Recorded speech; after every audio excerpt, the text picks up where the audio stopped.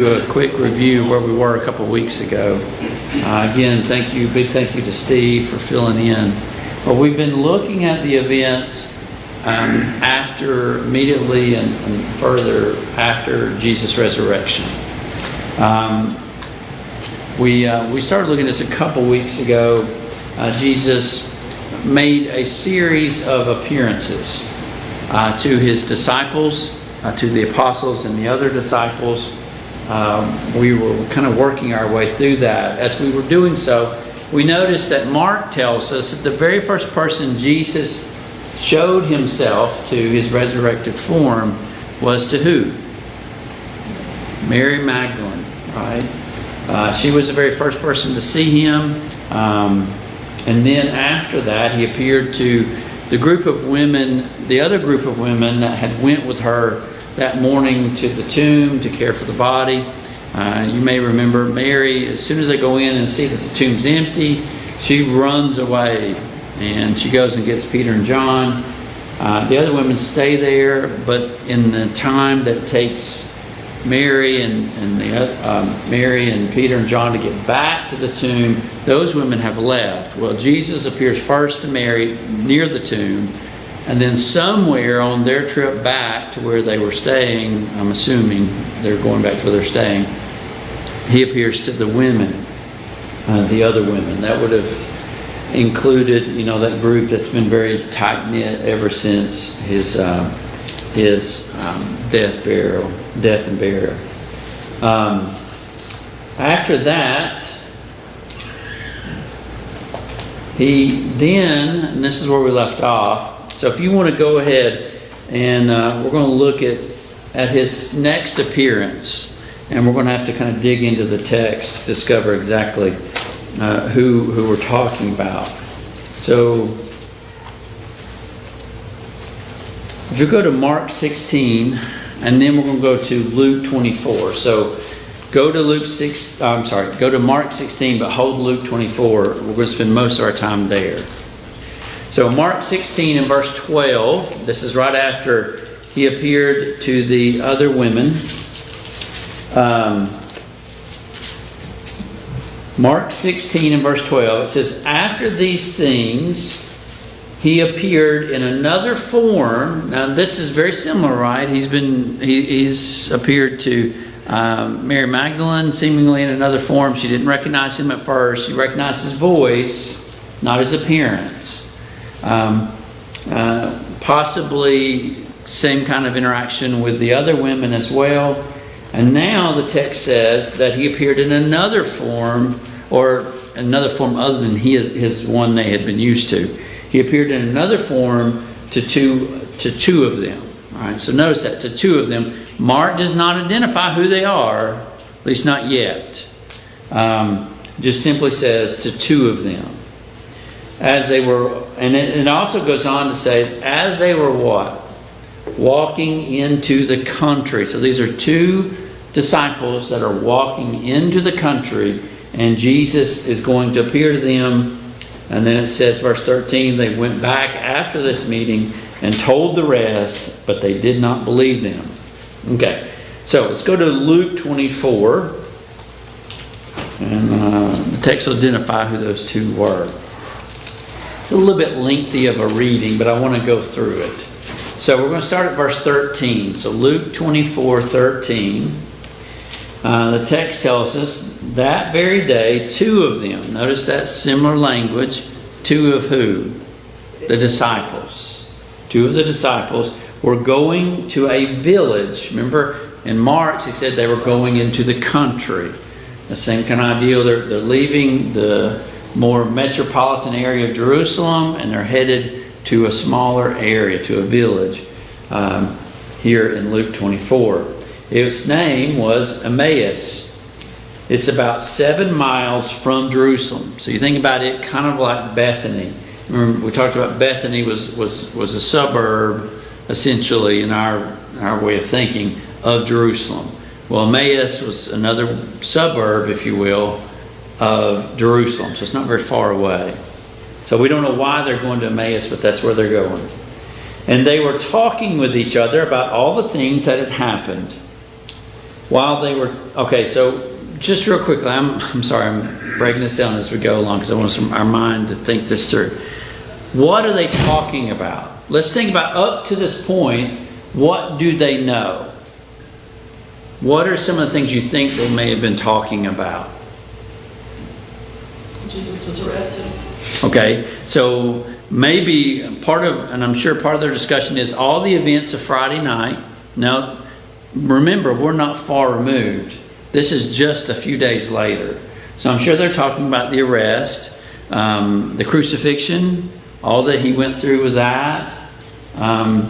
Anything else you can think of they might be talking about? Well, did they know that the women had seen Jesus or not? Yes. How do we know that? Well, the text has told us this. This is after. What did the women do immediately after seeing Jesus?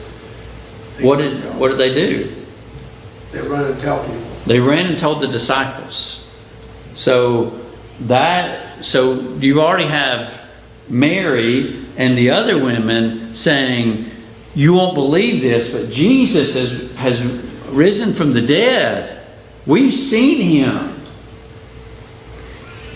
But what does the text say to us when those women told the other disciples? What did they do? How did they respond?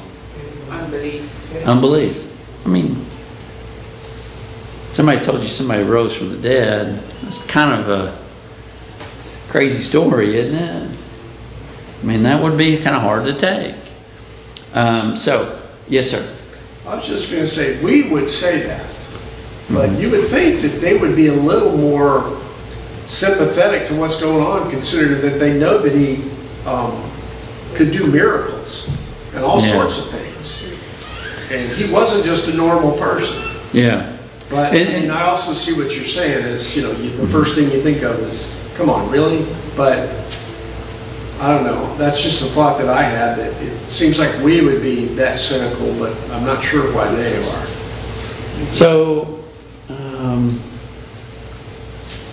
one of the, and I was just reading this today, and I think it's Mark, or maybe it's Matthew's Gospel in 28, tells us, so part of it probably is, I mean, this is an unbelievable act. Part of it is too, one of the Gospels says, but for hope they did not believe. Well, what does that mean? For hope they did not believe. You ever have something that seems so unbelievable, so exciting, you at first just can't believe it's true? I remember I was listening to something happened to somebody where the husband had went out to a local grocery store, and his wife, she was very like, you only spend this money. They were very poor, and so they had to spend precisely. Well, the husband didn't always spend wisely.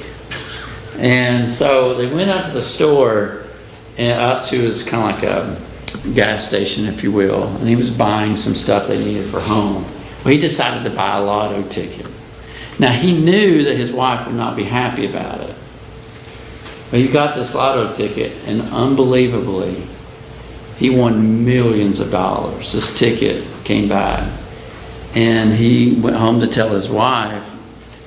Well, can you imagine her reaction to that? I mean, at first, and I'm not endorsing playing the lottery. I'm just telling you what happened with them. But you're an impoverished family, and then here all of a sudden all this money. Would you at first kind of be like, you're lying? You're making this up. You're playing some joke on me. You didn't win the lottery. You're just trying to give me an excuse, for buying the lottery ticket. And in some ways, this is kind of like winning the lottery. What are the odds of the lottery happening? I mean, it's astronomical. What are the odds of somebody resurrecting from the dead? More astronomical. More astronomical.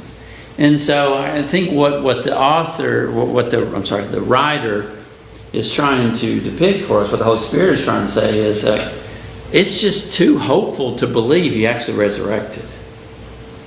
That's almost too hopeful. And so there could be all kinds of reasons we could give for their disbelief, but they struggled with it. And we'll get more into that as we get into talking about Thomas. So let's go back to Luke 24. So they're walking along, they're talking about all this craziness that's been going on. And now remember, these two have not seen Jesus resurrected. And this will become apparent as we move forward. But these two have not seen him resurrected. So they're still going on the word of what the women have told them, what those disciples have told them. So, verse 15. While they were talking and discussing together, Jesus himself drew near and went with them. But their eyes were kept from recognizing him. Now, I don't know whether that means... Now, Mark tells us it was another form. I don't know if that was because the Holy Spirit had done something to their eyes where they weren't seeing Jesus as he was, or if this is just trying to indicate that their eyes couldn't see his real form because he was in a different form. Whatever it is, that's not really that super important, but they don't recognize him. All right, so verse 17. But he said to them, what is this conversation that you are holding with each other as you walk? And as they stood still, looking sad, have they bought into the fact he's resurrected yet? You wouldn't be sad if you had, would you? Looking sad. Then one of them, named Cleopas, answered him, Are you the only visitor to Jerusalem who does not know the things that have happened there in these days? He said to them, What things? And they said to him, Concerning Jesus of Nazareth, a man who was a prophet, mighty in deed and word before God and all the people, and how our chief priests and rulers delivered him up to be condemned to death and crucified. But we had hoped, notice that, we had hoped that he was the one to redeem Israel. Yes, and besides all of this, it is now the third day since these events happened. So what day are you on? What day is this? Sunday, right? It's all started Friday. You're in Sunday now. So it's the third day. Sorry, I lost my place. Verse 22. Moreover, some women of our company amazed us. They were at the tomb early in the morning, and when they did not find his body, they came back saying that they had even seen a vision of angels who said that he was alive. Some of those who were with us went to the tomb and found it just as the women had said, but him they did not see. And he said to them, O foolish ones and slow of heart, believe all that the prophets have spoken. So you can tell these two men are really struggling to understand. They hear what's going on, and probably part of them wants to believe, but there's another part of them that's fighting that, saying it can't be. What's Jesus' response? Oh, foolish ones. Now, why are they foolish? He tells them, doesn't he? What does he say they were foolish? To believe what? What does he mean by that? To believe all the prophets. What prophets is he talking about? What they learned before, what was spoken of him. Yeah, like you're talking about who? You're talking about Moses. You're talking about Isaiah. You're talking about Elijah, Jeremiah, all those who came before. You're talking about John the Baptist, John the Immerser. You're talking, about all those who have spoken these truths. And he says, O foolish ones, slow of heart, slow of mind, right? To believe all that the prophets have spoken. Verse 26. Was it not necessary that the Christ should suffer these things and enter into his glory? That's what the prophets said was going to happen, right?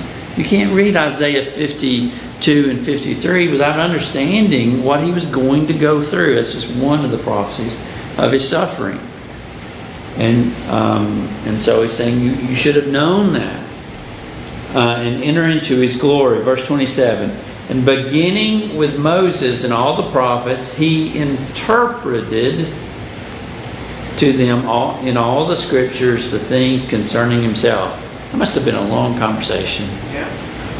I think about that a lot.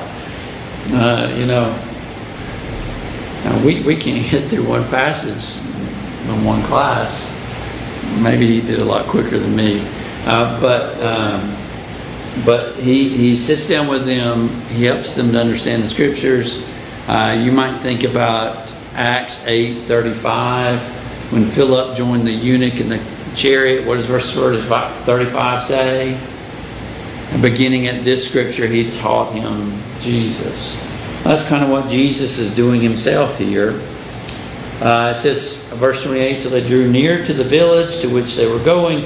He acted as if he was going further, but they urged him strongly, saying, stay with us, for it is toward evening, and the day is now far spent. So he went in to stay with them. When they had, when he was at the table with them, now notice this, underline this in my notes. He took the bread and blessed and broke it and gave it to them. There's something significant about that to me, and it comes up again and again after his resurrection. Sunday morning we talked about the center of our worship, right? It hinges on what? What does it hinge on? Jesus' death, burial, and resurrection, right? Isn't that our hope? That's the gospel. That's the message of Christianity. That's the thing we put our faith in. What did he do in Matthew 26, verse 26? What the text tells us? Come on, y'all gotta start talking. Matthew 26:26. What did he say? I'm going to give a quiz about my sermons afterwards. How many of you were listening?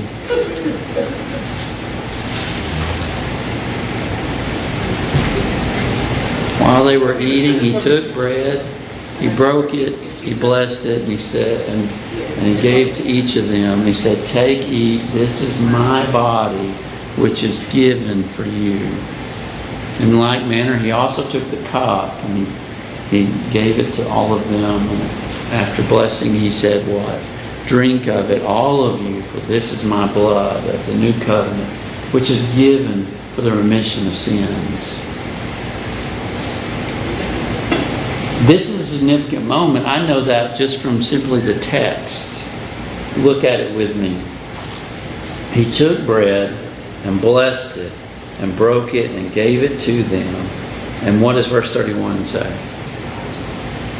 And their eyes were opened and they recognized him. Notice the key moment.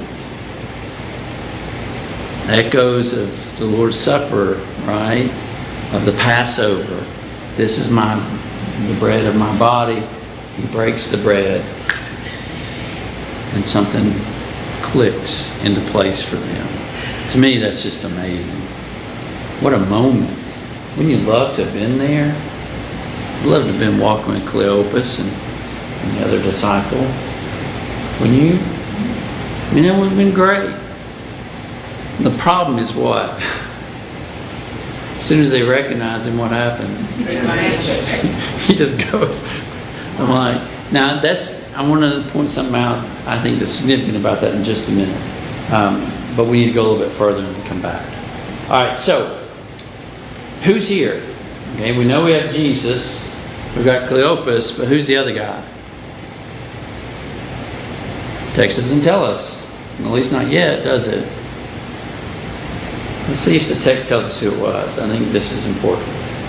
All right, verse 32. They said to each other, did not our hearts burn within us while he talked to us on the road, while he opened the scriptures? That gives me chill bumps.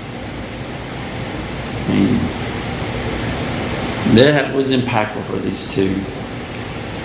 Verse 33, they arose at that same hour and returned to Jerusalem, and they found the 11 and those who were with them gathered together, saying, the Lord, now notice this, has risen indeed. You know, I think about in John chapter 4. John chapter 4, Jesus meets with who? The Samaritan woman by the well. They have their conversation. What does she do after they have their conversation? Do you remember? She goes into Sychar. She says, come and see a man that's told me everything that I ever did. And she's so convincing, people start coming out of the town to meet him. Do you remember what the people said to her afterwards? You should go back and reread that, because I think it's pretty neat. I don't think they say this in a mean way, but they essentially say to her, you know, we came to him originally because you told us, but what happened after they met with him? We're not going because of what you said to us, we're going because of what we experienced. We kind of have a similar situation here. At first, they're reliant on those women who were telling them what happened to them. But now they have seen, they have experienced, they realized. The Lord has risen indeed. Now notice how that ends. And has appeared to Simon. Simon. Who's Simon? Who's Simon? Peter. Simon Peter, right? The other name's completely left my head. What's his other name? Yes, 3 names we know of him in the Scripture. But one of them's just another translation of Peter. What? Cephas, thank you. That's just a different form of Peter. But his actual name was what? Simon. Jesus gave him the name Peter. But his name he was known by was Simon. Simon. And this accounts really well with what Paul says. If you go over to 1 Corinthians chapter 15. 1 Corinthians 15, those first 5 verses first 4 verses deal with the gospel. And Paul is reminding them of what the gospel is. You go, verse 1 tells us he's reminding them of the gospel. If you go down to verse 3, he says, this is what the gospel is. What is it? That's right. That he was crucified for our sins, that he was buried, and that he rose on the 3rd day. That's the gospel. That's the good news. Verse 5 then goes on to tell us about his resurrection and why we can trust it. Notice the list. He appeared to Cephas, then to the 12. And he was seen by 500 people. When did he appear to Cephas? So Cephas is not counted in that 12? Huh?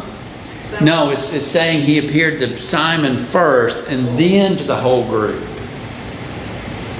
That even gets a little more complicated when we go there. So hold on to the 12 for a second. We got to factor in Thomas and his appearance. But the first time was to Mary. The second time it was to the other women. Then the third time it was to Cleopas and Simon. And that accords exactly with what we see here in Luke 24. Now, I want to point out, I emphasize that for a reason. What did you notice about the conversation in Luke 24? Was there anything that stood out that was maybe uncommon for Peter? Did you notice anything that maybe went a little uncharacteristic of who Peter generally is? Well, it doesn't say that he said anything at all. Very quiet. Now, it does mention one time that both of them spoke up. But who did the majority of the talking? Cleopas. Well, Jesus, of course, did a lot. But of the two men, Cleopas was the one who was doing the majority of the talking. Why would Peter do something so uncharacteristic? Wouldn't you assume Peter is normally he's very talkative? And he normally the first one to speak? Imagine he still feels He gets guilty. depressed. Yeah, so why this change? I think that's right. Now, for a minute, just remember what he's been through. All right? The night before he's arrested, what did he say to Jesus? Very proudly, what did he say? I'll never leave. I don't care what these other guys do. I'll never leave you. When Jesus was arrested, what did he do? He left it out. Well, before that, He denied how many times? no, before that. When he's being arrested, he got the sword out. Hey, I'm going to war for you, Jesus. There's not a mention of another man in that group pulling his sword, but Peter did. And just a few hours later, he found himself denying Jesus 3 times. Now, Jesus told him, right, you're going to do this. No way. I'm not doing this. 3 times. On that 3rd time, Luke tells us what? When he denied him the 3rd time, he met the eyes of Jesus. Their eyes met, and what did he hear? The rooster went out and wept there. Sight, right, and ear and auditory all coming together there. He sees, he hears, he cries. The text tells us he went out and wept bitterly. So here is one of his closest followers, the man that has went everywhere with Jesus. Even when many other disciples didn't go. Remember, there are times when it was just Peter, James, and John, and that was it. And remember, they went to, they went into the home where he raised the daughter up. It was Peter along with James and John who on the night he was going out there to pray. It was Peter and James and John that went up further with him than the others did. And it is that same man who, despite being told you're going to do this, that I'm sure in his mind and his heart absolutely failed utterly.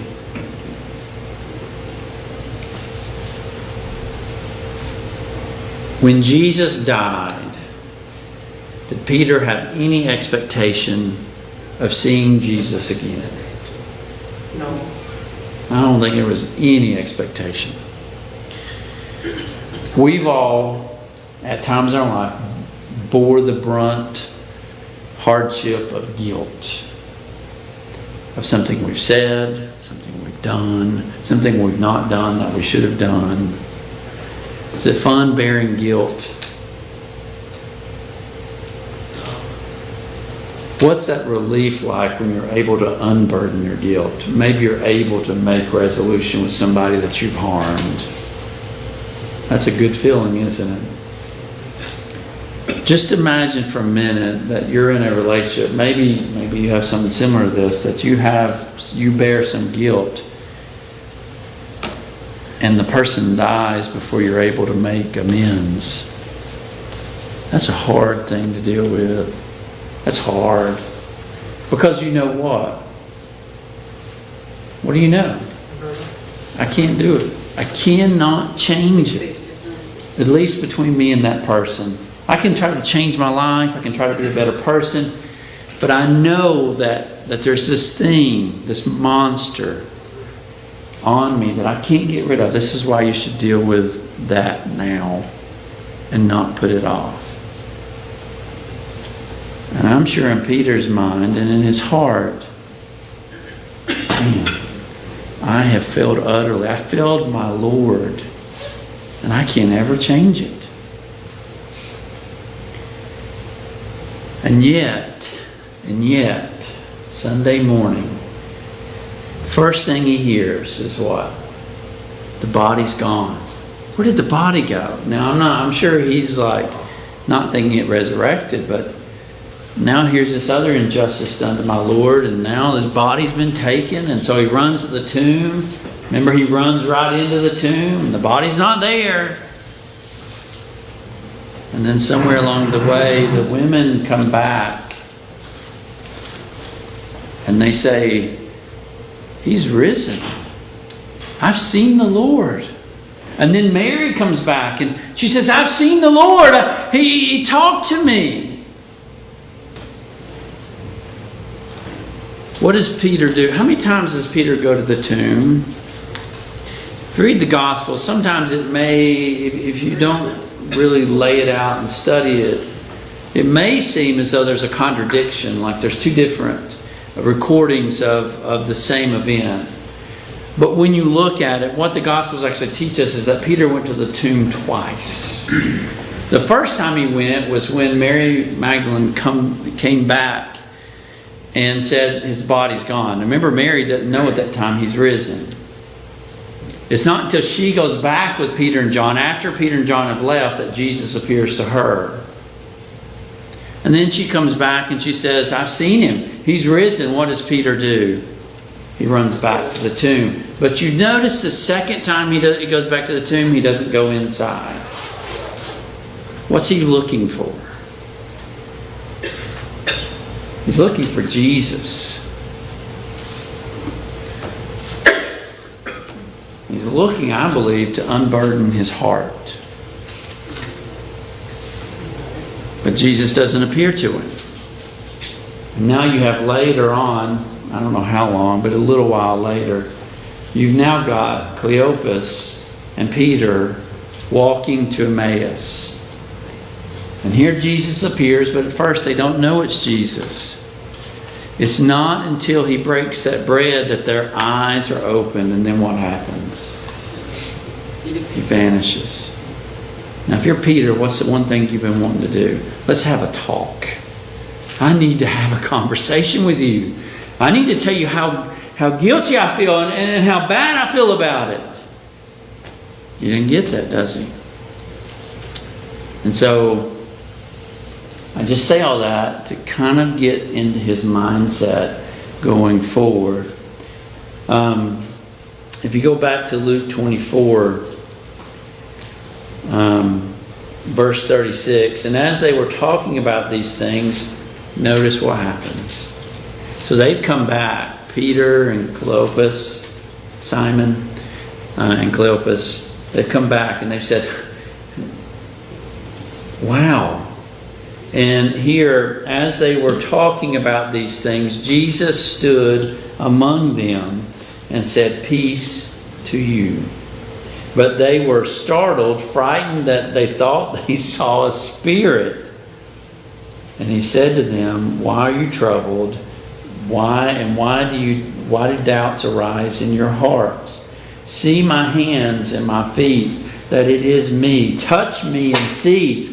For a spirit does not have flesh and bones, as you see that I have. And when they had said this, he showed them his hands and his feet. You know, we give Thomas a hard time. We'll come back to Thomas. Thomas wasn't the only one who needed to see some stuff. Just keep that in mind. I'm a little confused because it says that he appeared to the 11, but Judas wasn't there, and Peter wasn't there, and Thomas wasn't there. So Okay, so good question. That's a great question. Have you ever heard of something called a synecdoche? Call what? A synecdoche. No, answer is no. All right, a synecdoche is a literary term where you talk about a part for the whole. All right? So let's say we're going to war and the newspaper comes out and says, the U.S. has put boots on the ground. Have we literally took a plane over and dumped a bunch of boots out? What does that mean? Y'all looking at me real puzzled, but Huh? There's soldiers on the. There's soldiers on the ground. There's artillery probably there. There are other things, but what are we doing? We're taking something small to refer to the larger portion, right? And so that term, the 12, became a synecdoche to refer to the apostles. Actually, how many apostles do we have? 13 apostles, ultimately. Well, actually, And it's 14 still referred to as the 12 even after that. Actually, 14 if you count Judas and then Matthias and then, What name? Say it again, I'm sorry, I didn't miss the first one. well, I mean, really there's 14. Yeah, I guess you could count Judas. Yeah. Yeah. Yeah, so, but that still goes to my point. I mean, sometimes we do those kind of little tricks, those figures of speech, when we know we're not actually talking about 12 individuals. The Old Testament does it all the time. The Old Testament, like in Isaiah's prophecy, how does he refers to the Israelite people? Well, sometimes he refers to them as Judah. Sometimes he refers to them as Israel. Sometimes he refers to them as Jerusalem. Sometimes, and so sometimes he refers to the people of Edom as Edom, right?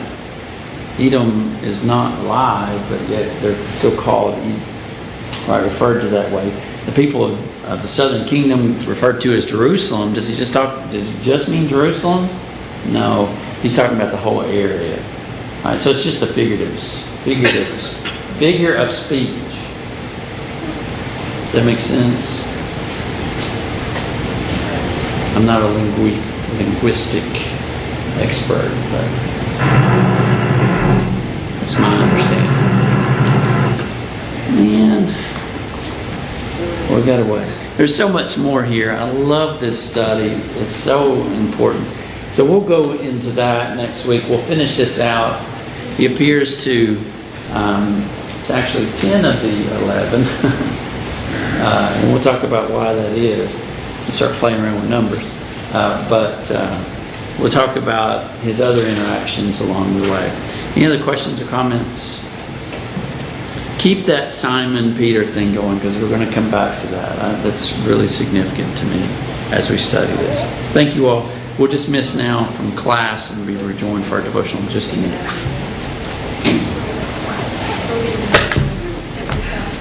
It was longer.